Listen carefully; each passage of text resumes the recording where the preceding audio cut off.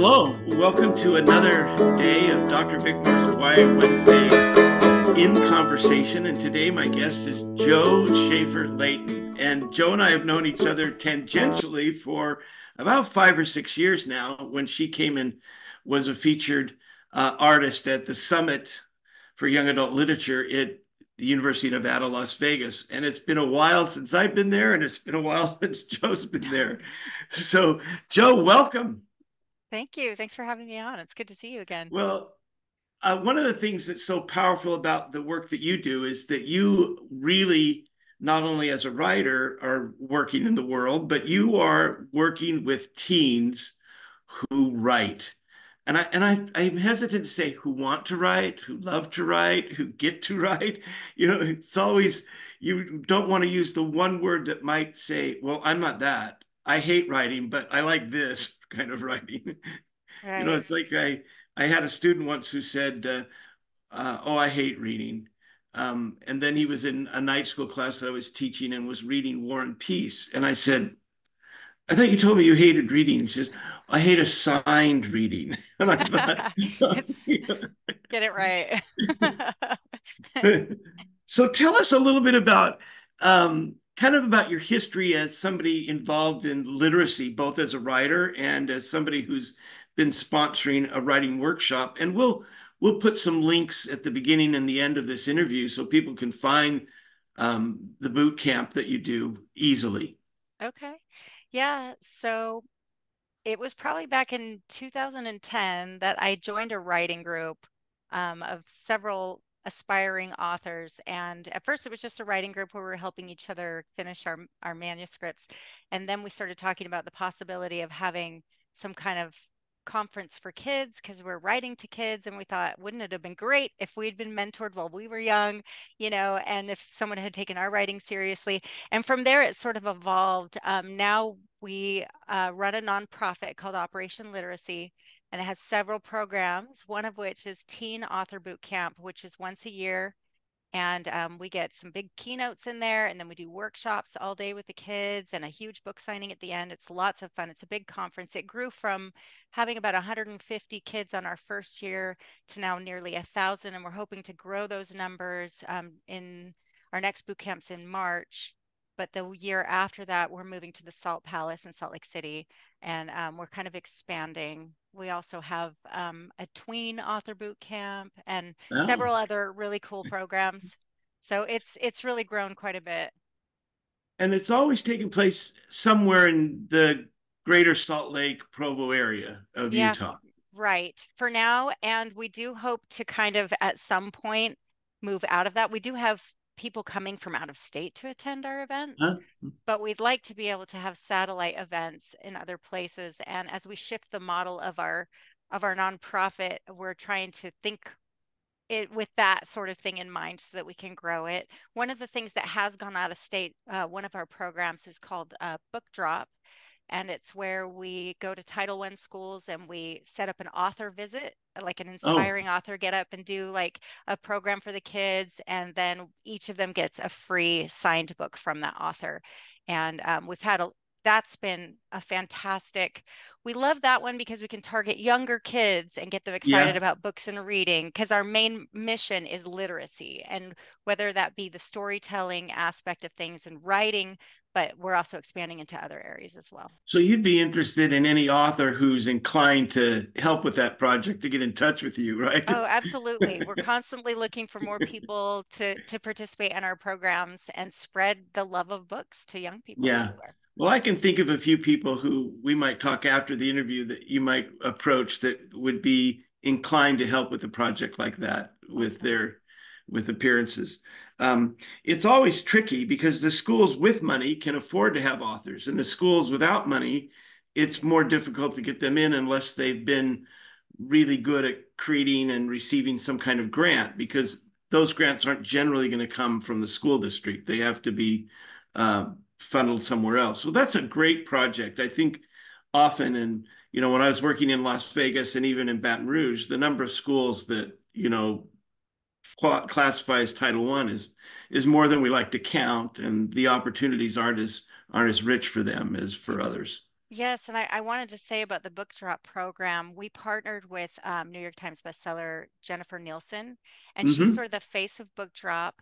And she and we had the same vision of wanting to get into schools, like you said, who that didn't have the funding. So we're specifically targeting marginalized populations, Title I schools, and she's been very instrumental in getting us into those kind of schools, and so it's been really great. That's fantastic. Yeah, I love Jennifer's work too. She does a great job.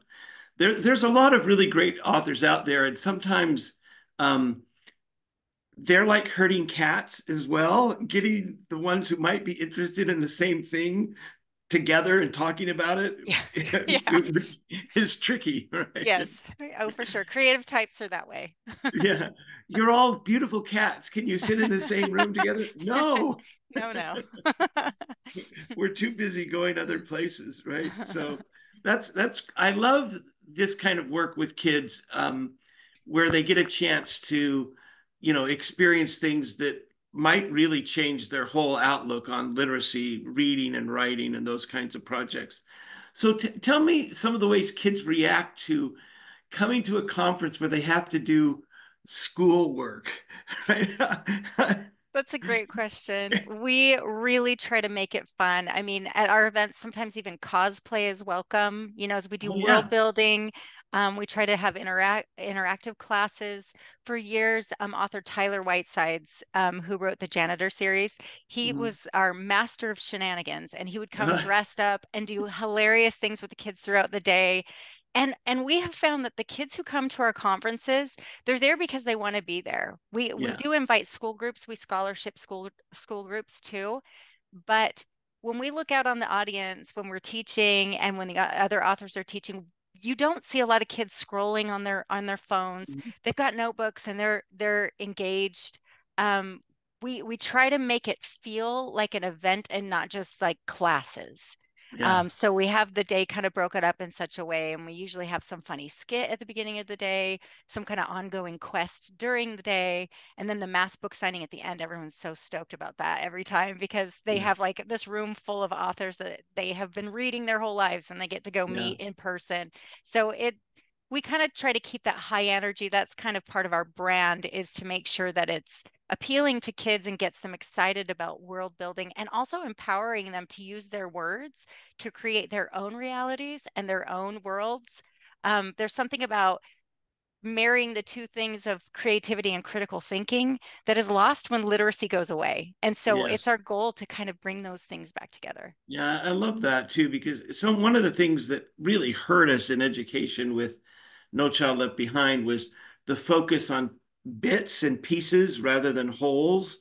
Right. And I think, there's something that's lost when kids don't experience a whole book and they're only reading segments of books, even though that can be challenging for kids, even if they're reading something that's easier at their level, to finish a whole book and to master that book and feel like that's something you own in your mind and in your heart is really powerful. But if we're never giving those opportunities, then kids Yes. don't find it, right? It's like Yes. I'm sure you still run into kids who say, "Oh, I love Harriet the Spy. I read it every year," or "I love Charlotte's Oh, yeah. Web and I read it Yes. every year," right? So Yeah, it's true. Yep. so I love that. I also love the idea that you have a quest throughout the day. Tell us a little bit about that. Sometimes it involves something as easy as find the author who, and have some question. They have to figure out some kind of riddle, and then they get like stickers on their little passport thing to show that they went to all the places and found the clues or found the right author. And then at the end, we give prizes and stuff like that. There are a lot of giveaways, a lot of free Yeah, books at our conferences, as many as we can give away. We're constantly giving away. Um, Sometimes we're really trying to lean into allowing the kids to find fun in learning. yeah, And I think, I think like you were saying, to speak to the point of how No Child Left Behind, a lot of educational focus has been on tools here and there, yeah, right? And the problem with that is, like, let me give you an example what it reminds me of. When the company Lego started out, they just had all these different tools, all these little pieces, right? And they would give right. a box to the kids. Here are all the tools. And then the kids could just like go at it and be crazy and imagine and put, they had the tools so they could put together whatever they wanted. And then marketing came up with this great idea that like, oh, maybe they'll sell better if we do them in kits. Like this is Yeah. the Star Wars kit and this is the whatever kit and this is the whatever kit. And they weren't wrong. They sold because commercially parents were like, cool, Yeah. my kid loves Star Wars or Scooby-Doo, so I'm going to buy the Scooby-Doo Legos or whatever. But what they found is when a child, then they open up a booklet and it's this kit is put together this way. And then that's what they do. It's a great thing. It shows them following directions, but it engages a different part of the brain. And so Yeah. what's happening is, and that's just one example, but that's kind of happening in the educational system too, where everything becomes manualized. Like, here you Yeah. go, here's a manual. This is the way you put this together. This is what you do. These are the tools, rather than here is a bunch of tools. No, have at it. And that's kind of what we do. We're the here are the tools now, have at it. Here's how to build a world. This is how to do effective dialogue. This is how to do the different parts of writing. But then we're not going to tell you what to write or how, everything else is Yeah. like, I go for it. I love that example because it reminds me of myself in the seventh grade. I was always reading. I, had to have a book in my hand. But then we had a seventh grade teacher who we had to do these workbooks of grammar, right? And so we had to do the grammar, and I could do them really fast, and I could pass a little quiz at the end. But Right. if you'd asked me in a week what I learned, Yes. no, because Right. I was, how fast can I do this so that I can keep reading The Hobbit? Or how fast can I do this so that I can, because I didn't care about those things at all. And then years later, when I became serious about learning grammar. I didn't learn grammar until I studied Spanish and until I studied Latin. And then I went, oh, maybe I Yeah. need to know some of that grammar crap they were talking about. Might come in handy. Yes. And then I started learning it because it had application to what I was interested in, Yes. right? As opposed to what they told me I needed to know, right? Yes. So that primary interest is really important for Yeah. kids. And our brain retains, rather than regurgitating something, being told something or relayed something, our brain builds all kinds of K lines when we are actually doing a thing rather than just being shown a thing. And so it's super important to have the actual experience and not just, okay, I'm supposed to remember this, so I'm going to do this. You have to engage the mind a little more if you want to retain the information. Yeah, I think that's so great. Now, let me ask you the other haunting question. Writing fiction and writing new worlds and dialogue is great. Do you have a role for nonfiction or creative nonfiction or writing journalistic pieces? Is that part of it, or is that another boot camp altogether? It is, and like I said, we offer the tools and then don't tell them exactly how they have to use it. We do have classes on screenwriting. We have expanded out so that at the workshops at Teen Author Bootcamp usually have a variety. Some are focused more on fantasy writing, some are focused more on sci-fi, some are focused on romance. So there's the genres, but then there's some that are just kind of non-genre that are just like, this is how to get cleaner prose. This is like sort of like the grammar thing. These are the ways to have the most effective active writing, a better voice, honing a better voice, being concise. So we do offer the tools that can be applied to pretty much any way they want to use those writing skills.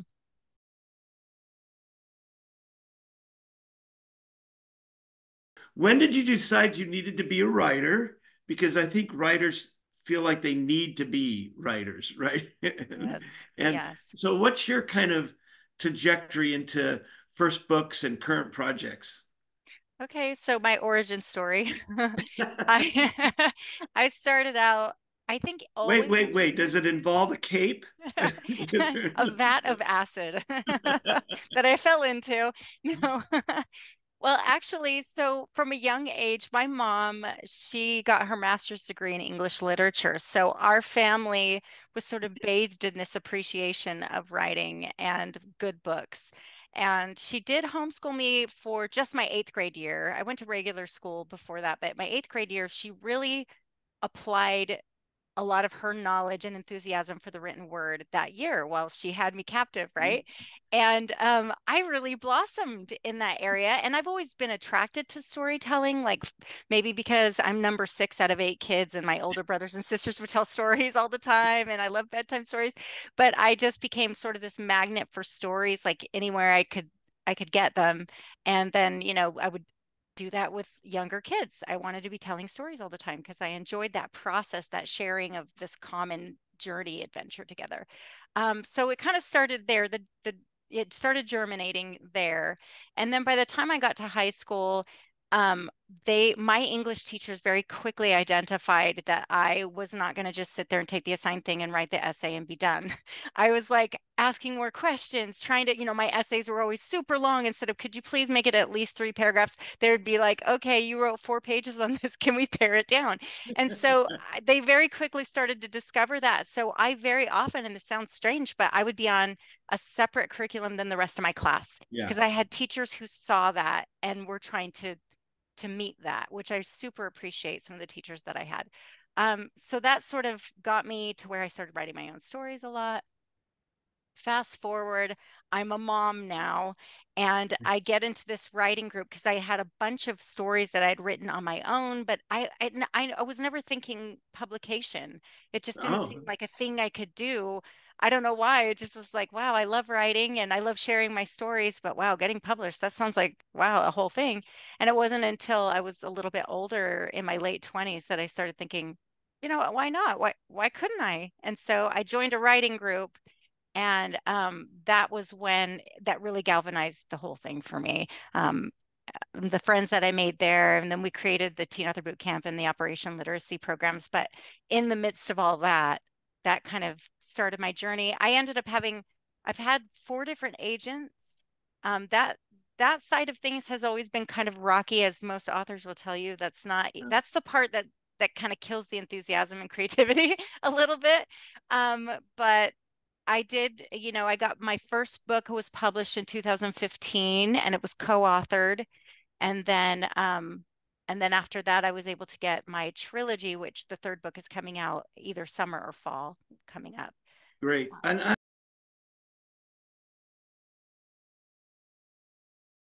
couched thoroughly in kind of what I would classify as historical fiction within the United States, and not ancient history, but what for most youth readers would feel like ancient history, right? Right. Yeah, so my trilogy, Stanley and Hazel, takes place in the 1930s during the Great Depression, and 2 books are out right now. My publisher wants to release the next one this year. So number 3, I'm still buttoning it up, still working on it. And then I have another book that's not in the trilogy, that's a thriller that's coming out in March, but that's a separate thing. My historic fiction, I really gravitate toward historic fiction because I love that you can play in the worlds of what actually happened, but then add to it and have a creative interpretation of events. And I picked the 1930s because I see a lot of parallels with what was happening at that time, with what is always threatening to happen at all times. And so, I mean, in there is a parable, but it's also mostly just an entertaining story that hopefully makes people think. Oh, it's a great read. The first book was a great read because I'm a big fan of new authors, and people who know me say, well, I'll read almost anybody's new book, because I'm interested in finding what's new, what's happening, and I'm grateful that you stuck with it, because I thought the world of Stanley and Hazel was real. It was realistic. The story is fantastic. The characters are great. And I thought, and I can remember thinking, this has legs. This is a world that some kids will really love, right, to get into. And so I hope people find it. And if we'll send some cover images or some things to do so that people know exactly what they're looking for, right? Great. But I think this is a great opportunity for kids to delve into something that reminds them of things that they like kids who watch Titanic or who like Newsies or those kinds of things. They'll Right. say, "Oh, this is vaguely familiar to me," right? Yeah. Yeah, it's a fun world. The 1930s, there were so many juxtapositions. That's one of the things I love about it. There was the glamour and the glitz that was Yeah, happening at the time with Hollywood, but then the Great Depression and where, things were really hard and the rise of Hitler over in Germany and all this crazy yeah, stuff and the classism divide that became so obvious and that's why the protagonist is a newsie and then, yeah, Stanley and then he falls in love with Hazel, who's a debutante and her family's not yeah, even touched by the market crash and then they yeah, find a dead body and then it's all this yeah. intrigue and Yeah, corruption and it's really it's fun. great. It's one of those fun things where you're doing a lot of play with a lot of things that kids would like to read. And frankly, I'm not sure that we still have found kind of enough mystery solving books for YA kids. There's a lot of really, really good um, kind of realistic fiction that couched on the troubles and the challenges of being an adolescent, but Yeah. not so many of these period whodunits and let's solve the mystery. I Yeah. think we can. I think there's room for quite a few more. So Yeah. if teachers or readers or educators are looking for books, this series I think is one that should be added to their list. Thank you. So how much research though? You have a notebook this big full of the research? Because when I remember reading it, I thought this gal's done her work here. There's not. Yes, that I think that was one of the hardest but most enjoyable parts of the process was all of the research on the 1930s, what was going on culturally, politically, and even though not all of it gets into the book, Yeah, it's the underpinnings, right? It's the stuff that's in my head that's there if I need it. yeah, And coming from that, just trying to figure out what people in that time period might have been feeling or thinking about what was happening. And then just little things like how they talked, some of the slang they use, the technology of the time, the clothes they wore. It's just a lot of fun. Like I really enjoyed it. And I've always been a huge fan of 1930s movies. yeah. I some of my favorite movies are from the 1930s. So it was a lot of fun to spend time in that era. I enjoyed it a Yeah, lot. I think that's fantastic because I think you're right.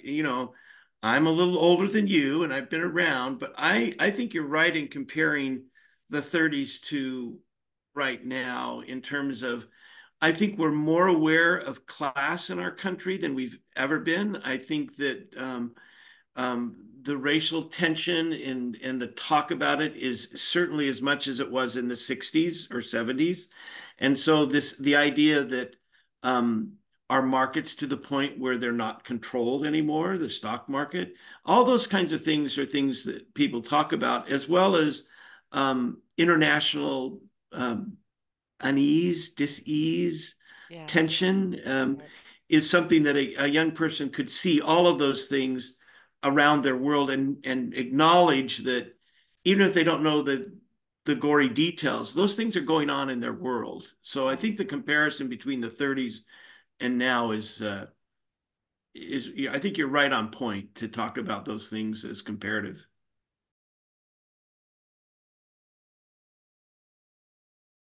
Separate thing and Sure. Yeah.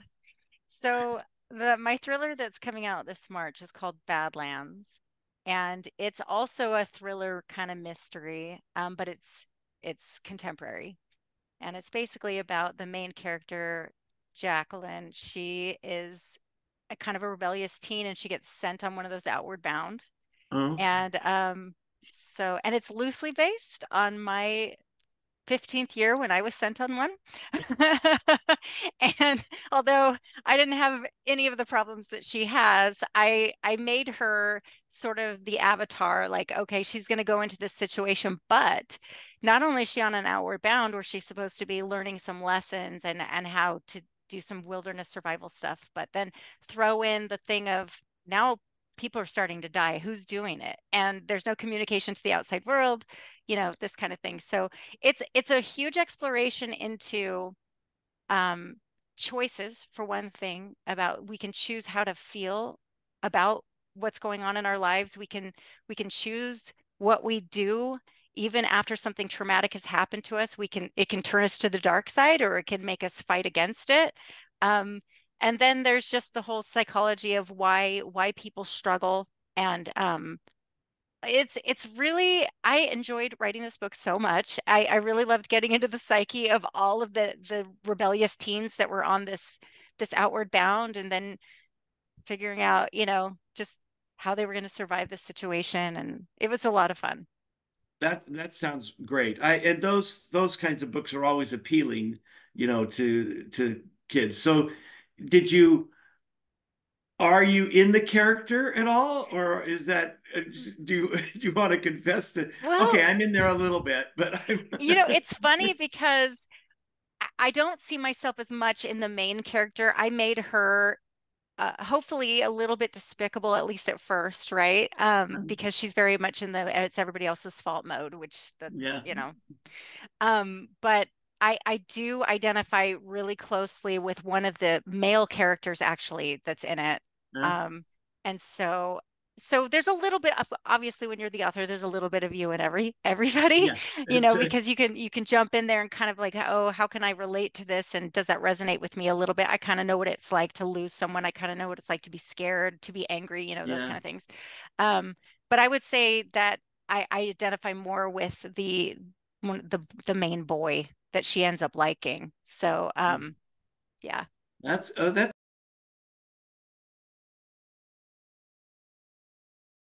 interesting too. So let me ask you then a little bit about um I'm always fascinated with the process that writers go through. So do you have, as busy as you are with other things, do you have a habitual writing ceremony, practice, habits? How do you go about being a writer?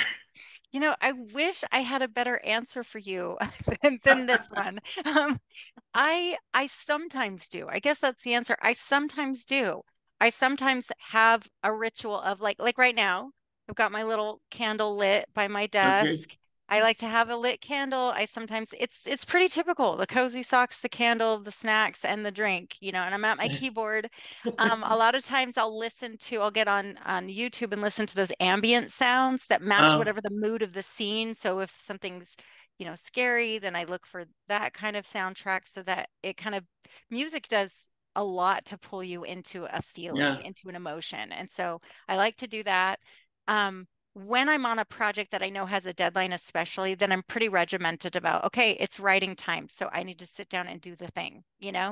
Otherwise, I'm more like it's here or there as the muse descends upon me. So it's kind of, a little bit. So when you're really into a group, can you write 2 hours a day? Can you write 4 hours a day? Can you write all day long? How does that play out for you?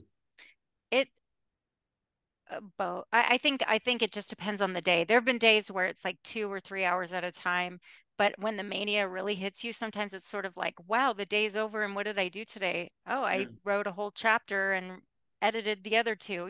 So it just really depends on the day, um, and where I'm at creatively. And for me, that's closely connected to my stress level.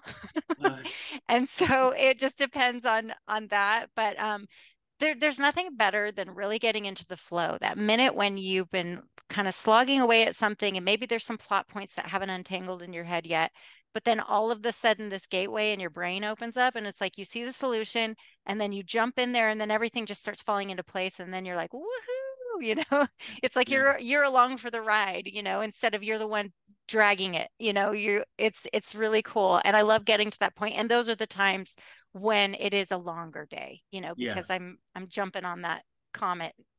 Yeah. I admire the people that can say, you know, okay, I'm up at 8, I write till 12, or I'm up at 8 and I write till 10, because I think there is for a lot of people that can figure out in their life to have that space.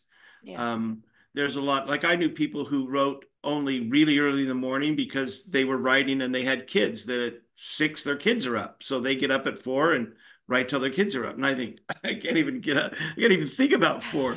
So I'm always wondering what routines people are doing, Yeah. but it seems like there are a lot of people that end up being productive, even if they have down days within that. And then it's easy to expand on something that's productive than to never have started, right? It's easy Yeah. to move 2 hours to 3 hours to 4 hours if you have if you have your, butt in a seat, right? If you don't have it in there, then it's not going to happen. Right. So do you, and it sounds like you're composing on a computer, you're not free writing much anymore. Do you note take and keep those a writer's notebook on a particular project as well? I do. I do have notepads because there is still something about writing with my hand on Yeah, paper. I still like that. A lot of times when I'm writing notes, I like to jot it down on paper. So I have lots of post-it notes and notebooks around my desk where I'm keeping track of the different things, because I'm writing on my books, but then also as a marketer, I'm constantly creating content and then I also write scripts, and so I've got those. So I'm constantly juggling different pieces of story. yeah. So I have to kind of be writing things down and have And different that makes, writing your individual projects a little bit more complicated too. You have to have that segmented world. So are you okay? And the other question I have for writers, do you try to force yourself to do a complete draft before you edit, or are you finding yourself editing all along the way? I mean, I know people edit all along the way, but there's kind of a distinction between the people that want to drive to get a draft that they Mhm. know they're going to change versus the people who are kind of honing the first part of the book until the characters really live for them, or till the scenes and the settings really come alive. So how do you approach that? I kind of do both where I don't worry about the full outcome until I'm completely done and then I drive through it. But often, especially like on those times like we were talking about where maybe it's not coming as fast or quick, one way to get back into the writing, to get into the flow is to go back and see what you've already written, which is a good opportunity to tweak as you go. Yeah, And sometimes that's what kind of gets everything flowing so you can go to the next part. So I very often, before I sit down to write, I'll go back and read several pages back, or sometimes I'll go back to a random chapter and just start breezing through it to refamiliarize myself with those characters and what's happening, what the emotional tone is, because it's really easy to forget. It's kind of like in filmmaking when the director has to say, okay, I know that we shot everything that happened the line before yesterday, but let me catch you up on the fact that now you're still feeling that same feeling. And this is only supposed to be 5 minutes later, not a day later. So you're still feeling that feeling. And I find myself doing that with my characters too, is going back and going, how were they feeling 5 minutes ago in the book, but it was a month ago for me? You know what I yeah, mean? And so I think I do use that opportunity of going back and combing through and sort of doing light edits as I go, yeah. to stay in the story.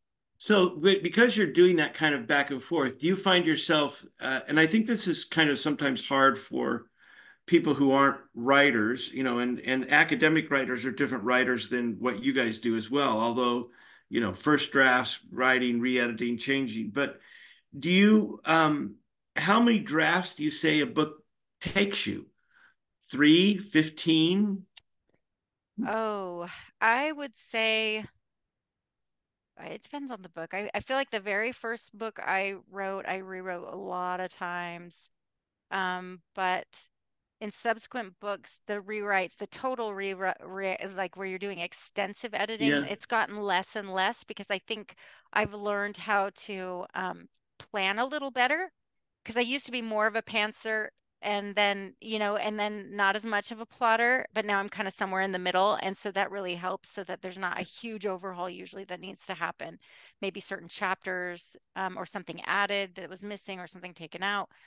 So I would say I between 3 and 5 yeah, probably rewrites, but they're not total rewrites. They're yeah. just, yeah. You're looking at the thing. I find that really fascinating with people. And it seems to me that as I'm collecting and asking a lot of people these questions, people who storyboard or who outline the plot end up rewriting less because Yeah. they're rewriting that storyboard maybe several times, right? And that becomes a draft Right. in Your some outline ways. can change as you go, Yeah. so you don't have to totally redo it later. Yeah. Yeah. And I think that's creative. Now, do you have first readers still? Do you have a group of writers that you send things to? And at what point do you let people look at the dirty mess? Yeah. I mean, it's funny because I used to do that more, but now more and more, a lot of my good friends who I would have trusted with that are so busy writing their own books or doing other things that I don't feel good about being like, read my manuscript, on your off time. So I don't as much. I might, if I get stuck or I really need some feedback on a certain scene or chapter, I might do that. But less and less I'm asking anybody to look at the whole manuscript. And now with my publisher and having an editor, then that process, I can go through that process with them.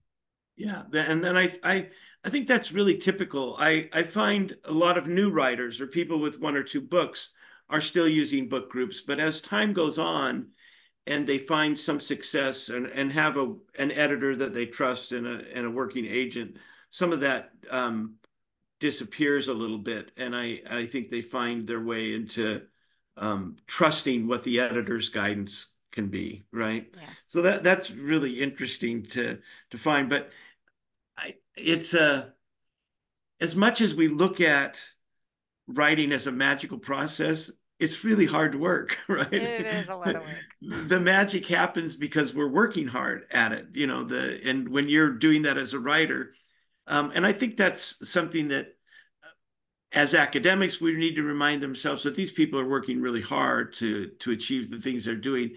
And for kids to realize, oh yeah, I wrote that 3 or 4 times that scene. Well, Jo, it's been great to talk with you. So any more advice for teen writers as we sign off? Keep writing and come to the conference. Yes, definitely keep writing. Definitely come to the conference this year. Our keynote speakers are pretty exciting. We always try to get people that we know that the teens are going to be really excited about. Christopher Paolini, who wrote the Oh, Aragon series, yeah. he's one of our keynotes, and Darcy Little Badger. Oh, She's yeah. Yeah, so we're excited to have both of them, and it's a fun time. It's a great place to network. It's a great place to meet other creative teens who are also writing, and also rubbing shoulders with big authors. And there's going to be some literary agents there too. We always have a representation from the publishing industry there, and so and we do offer publication opportunities for the teens too through our first chapter contest and the anthology contest. So we're here to help you on your writing journey, and it's a lot Oh, of fun. those are two great authors that you've invited to that. Darcy's done really well over the last few years. I think that she was someone that we were able to have at Allen when I was the Allen president, and really happy to have her. She was really a new artist at the time, and she did a wonderful job. So I'm sure she'll Yeah, be we're great. excited. We're excited to have her. Well, it's great to have you here. We hope that you can stay a friend of Dr. Bickmore's YA Wednesday, and we'll be in touch as things go on. We really appreciate your contribution, Jo. Thanks for having me on here.